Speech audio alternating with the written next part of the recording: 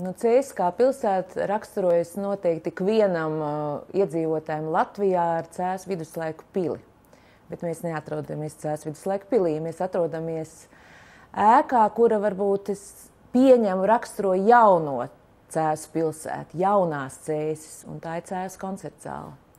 Koncertzāles darbs norit visu gadu. Nosauksim tagad to par vasaras sezonu, un tad mums sāksies rudens ziemas sezona.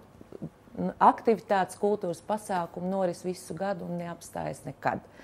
Un vasara ir tas laiks, kad koncertzāle ienāk festivāli. Tas ir festivāla laiks.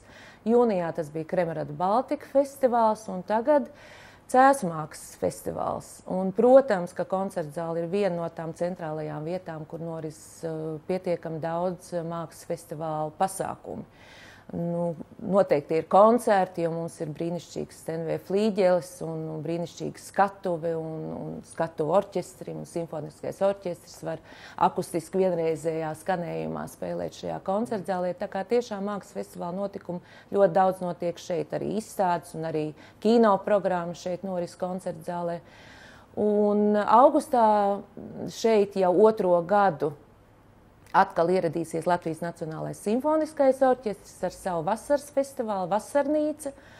Un tad sāksies mūsu rudens ziemas sezona, un tad vēl viens festivāls. Mēs rudens sezonu atklāsim ar savu koncertzāles producēto festivālu Čelo Cēsis. Festivāli ir tas kultūras produkts, ar kuru var strādāt ilgtermiņā. Un uz kuru mēs raugāmies, ka tiešām arvien vairāk mēs varam piepulcināt skatītājus, apmeklētājus, arī Cēsu pilsētas viesus tieši festivāli. Jo festivāla formāts, viņš ir vairāk brīvs, viņš ļauj eksperimentēt, viņš ļauj apgūt ne tikai koncertzāles, bet arī citas koncertu vietas vai pasākumu vietas pašā pilsētā. Un jāsaka arī, ka mēs arī koncertzāli tai pašā festivālā Čelo Cēsis, mēs jau esam izgājuši ārpus koncertzāles. Mums notiek koncerti gan jaunajā Cēsu pils salonā, gan Svētā Jāņa baznīcā.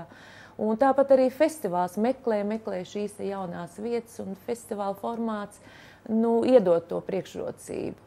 Es gaidu Čelo Cēsis festivāla koncertu ar Martu Sudrabu, Kristīnu Blaumanu, Simfonetu Rīgu.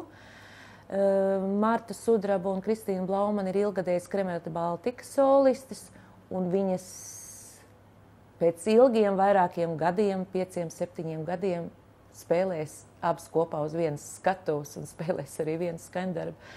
Solims dubult koncertu 2 čelliem. Tā kā tas ir tāds koncerts, kurš būs pārsteidzošs, interesants arī mūzikas profesionāļiem.